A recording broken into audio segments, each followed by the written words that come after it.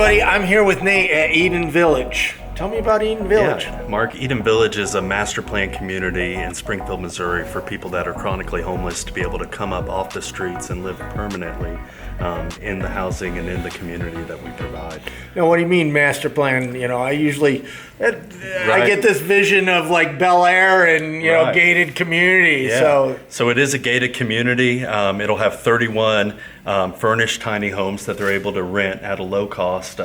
It's a low entry point. It's $300 a month, utilities included, no deposit. It's a gated community. It's limited to the residents and their registered invited guests. So it's a safe place for our formerly homeless residents to have a place to call home. So the way that they get in is it's not a card, it's not a code. They put their thumbprint down, and the gate opens up for them. So we won't have the bad guys or the people that prey on our friends that have a disability and maybe get a check coming into the community. So it's a safe place for them. Why don't you give us a tour? Yeah, absolutely.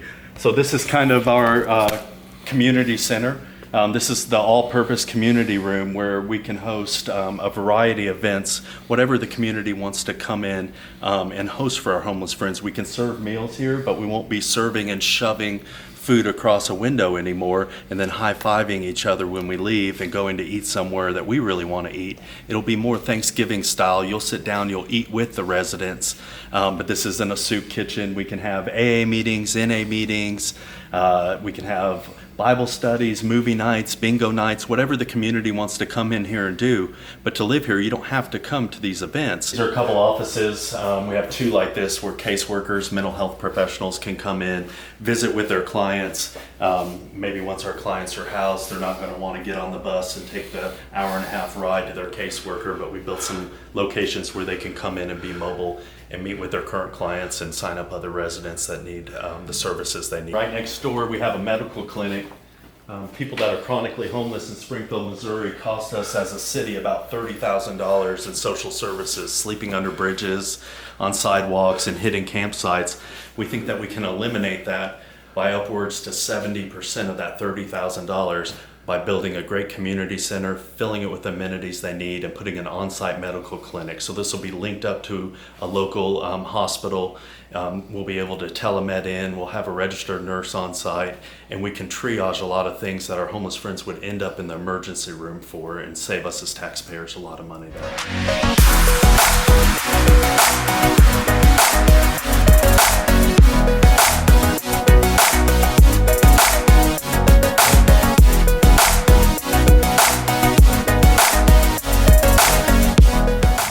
Greenhouse that's under construction here. This will be a community garden. We'll grow the ingredients to salsa and the residents can can it, and that'll become a micro enterprise. They'll get all the profits for that, give them an opportunity to earn a dignified income. And then this is kind of the beginnings of the tiny home. There are 14 homes on site right now. The rest are coming in October, November, and December. Everybody will be in and the village will be finished by Christmas Eve. We'll have 31 people renting space and living in the community.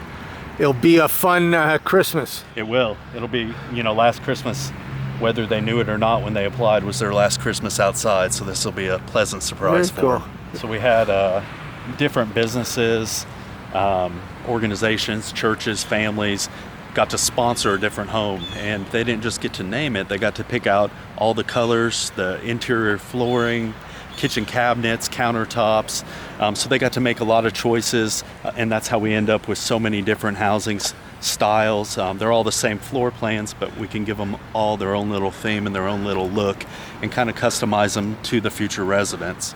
So I'll show you some of the houses. This is a house that a bank sponsored, and so we didn't just ask people for their money, we asked them to befriend our residents.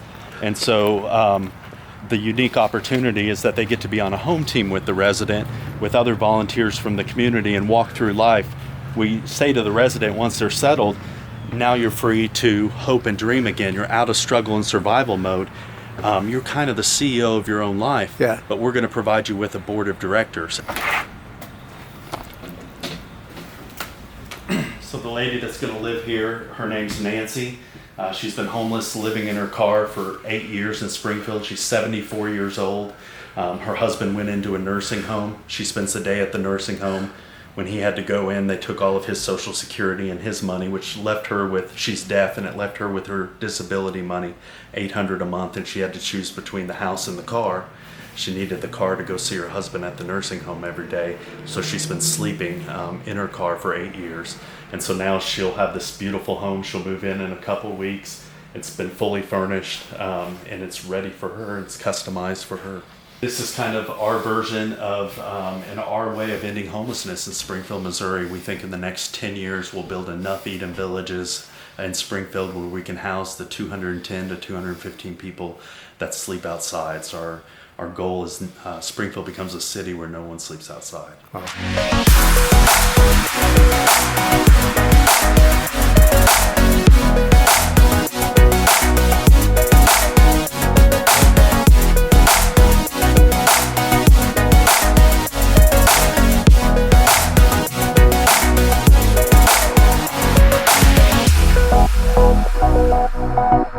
Anytime we look across the country and we see tiny homes and then we mix the word homeless in, people fall in love with a piece of property that's never zoned correctly. We go try to rezone it, and neighbors get letters that say, maybe you should come to this meeting, maybe you should kind of be angry, maybe you should come to city council, maybe you should create a not in my backyard movement. And so we'd been through that before, and we wanted to do something where there was no not in my backyard movement. So before we raised our first dollar, we went around and read all through the city zoning. We found out that if we could find an abandoned mobile home park, or we could find something zoned highway commercial, we had every legal right to build an RV park. And technically and legally, our units are considered RVs because they're under 400 square feet.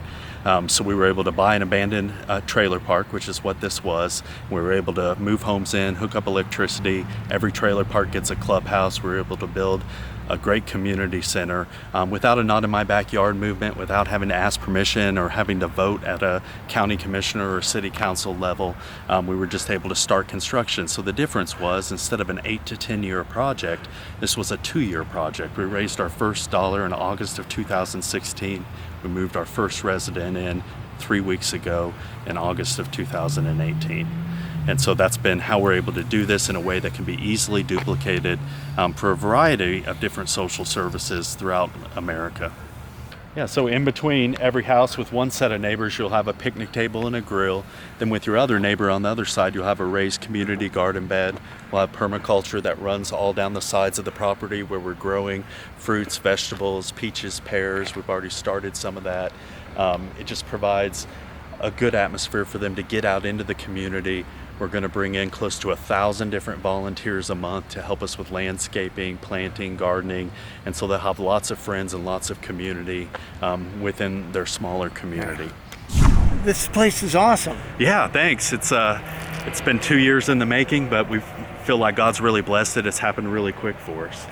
The whole tiny homes conversation has been interesting because some places are just doing tiny homes because tiny homes are sexy. Right. Yeah. They're not thinking about these are people and you need community and you need, it's not about putting people in boxes. Right. Yeah. They need a home that feels just like our homes. When you see the video or you see the pictures, you're going to look inside that home that we just looked at, and you're going to say, I could live here. I'd have to get rid of some stuff I don't really need.